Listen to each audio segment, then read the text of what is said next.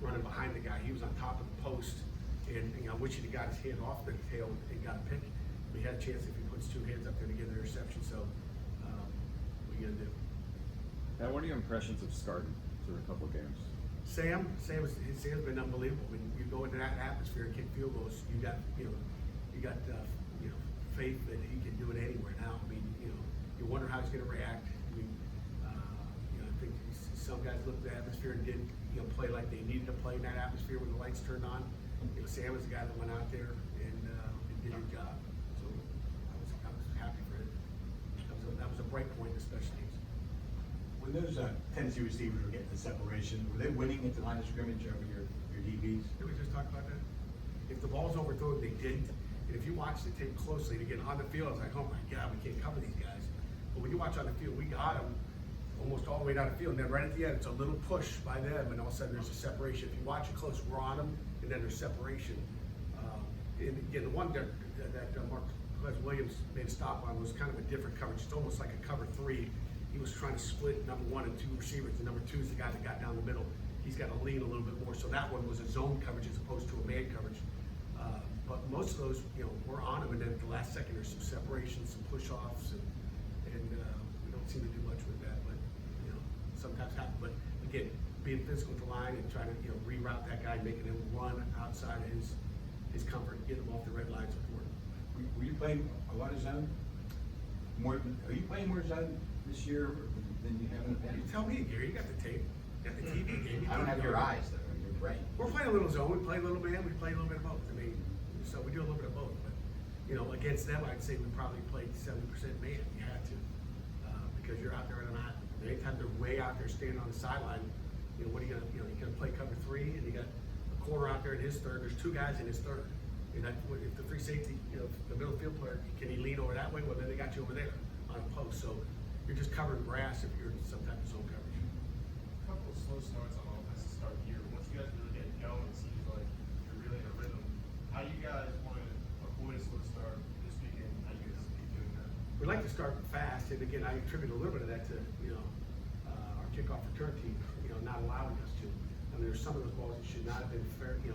They should have been touched outside there on the numbers where we caught them. So it's tough in that crowd. But all we did is move our offense a little bit further right into that student section where they could scream and yell. And now again, it was just been the nerves. The great thing about the offense is I think we had one false start, one unforced error. So we talk about dealing with the crowd noise. I've been in a lot louder places than that place for sure, and it wasn't an issue at all. In fact, I think they had more issues than we did.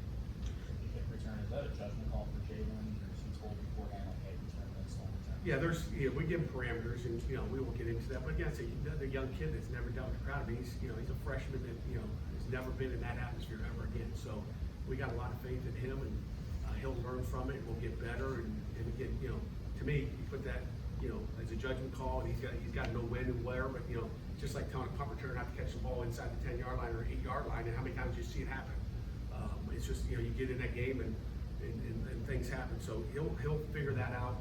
And again, I put it on coaching as well. I mean, anytime you talk about that, whether it's good or bad, I mean, there's coaching involved, and we just got to do a better job coaching him and all of our guys in some of those situations that we ran into.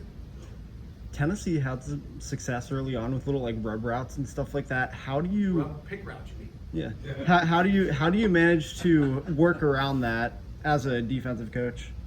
Yeah, well, hopefully they get looked at on the field, and picking is illegal. So we saw some of those, and we have different calls to take care of that if we want to. It's most of the time it's a 5-yard route that they're trying to pick us on. I mean, sticking their arms out, trying to purposely pick you is illegal. So I guess we're gonna do a better job looking through those. Do you think your kick return guys called too many fair catches? No. This seemed to me there was one I remember. I said to myself, well, he had a lot of room to run. If he had just taken it properly. Yeah. It all depends on where your return is, though, Jerry. Their kicker did a heck of a job putting it, way outside. Okay. And the problem is when you kick it way outside. Let's just say they put the ball in the numbers. When you look at where they're going, putting the ball in the numbers, they're going to squeeze their coverage all the way down inside the hash. So you got 10 guys covering, a kickoff inside the, outside the hash. Okay, there's not much space there. Smaller. And then now you're running sideways to get it to the field, and then you got issues. So it all depends on where your return's going. You know, if we wanted to try to, you know, smack something up through the boundary, you know, you're fighting an uphill battle. And, you know, Kenny, Coach Whipple, you know, that fair catch 25-yard line it's a nice place to start. I think everybody saw that on Saturday. It's not fun to start the 14-yard line. How do you feel about the discipline of your offensive line? Coach Moore said, week one, you had penalties like that, and now, like you said, on the road, loud, hostile environment, procedure for this one is much of a problem for you guys. What have you seen from them just their maturity? You know, Coach Moore really does a great job. It's a discipline. They're locked in all the time. I mean, I really like our offensive line. So, you know, they're paying attention to the details. And again, we get a lot better blocking and picking up some different stuff. You know, some of the blitzes you see, I mean, you know, looking at it from a defensive standpoint, you know, you're seeing safeties come up the field and blitz off the edge, and you're looking at, if that's the center and you got a tackle out here, you know, what's he keying in the normal situation, he's, you know, not looking at the ball, but in a silence cadence, we're keying the ball. You know, and you can't be out here looking at this safety and then the ball moves and you're stuck. Now you're really late. So there's some situations that I think people overlook, you know, in the big world of things. And you know, for an offensive line, I mean, they did a heck of a job in that atmosphere of picking up what they had to pick up with their eyes and so many different. I mean, you got to go from here to that ball to your, you know, whether it's 5 technique, a 9 technique, whatever it is, or safety coming off the edge. And they brought a few of those, which probably a good game plan in a loud atmosphere, knowing you're on silent cadence. How did Izzy and Pittsburgh out? I don't give you a grade, but I mean, I think they both had winning performances. I mean, they both played well. I mean, they ran the ball hard, they protected well, they flipped some guys upside down. You know, I think Kenny got sacked once, and if he doesn't slip, it would have been 1 sack on the day. I think one was a 2-yard sack. So they protected well, and when they had the opportunity, you know, they ran the ball well. They had the right reads. Again, sometimes there's some safeties coming off the edge, and you know, but that's part of the game of football.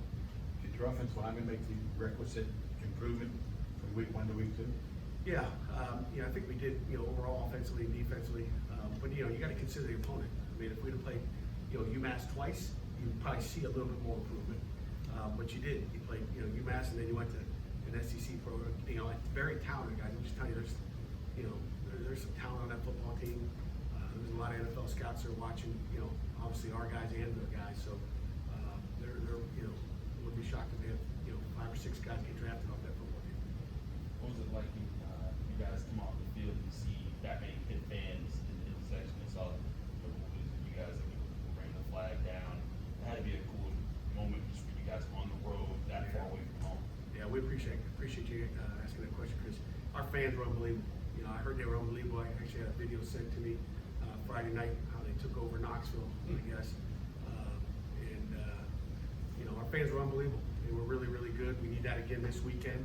From my understanding, the game is not televised locally, so you know, get your tickets and get there. But our fans were unbelievable. They helped us win that football game. We can't do it together. And we talk about we, not me. And the we part of it is our fans were there. You felt them. You heard them. You know, I think earlier in the game they were yelling and chanting SEC, SEC. And then late in the game I heard you know, ACC, you know, come, you know, crashing down in Neyland Stadium. So it was, they were impressive. They were good. It was fun to see the fight song with them in that atmosphere. Got quiet in the 4th quarter. Pretty quiet in there. It's obviously out of your control, but the game not being televised locally. Out of my control, for sure. You know, I kind of like it. Like, get to the stadium, you know, get to the stadium and help us out. I like it. Can't do anything about it, but I think it's good. You know, so I'm letting people know early. Hey, get there. We need you. So. Thank you, Coach. Thank you. All right. Thanks everybody for joining.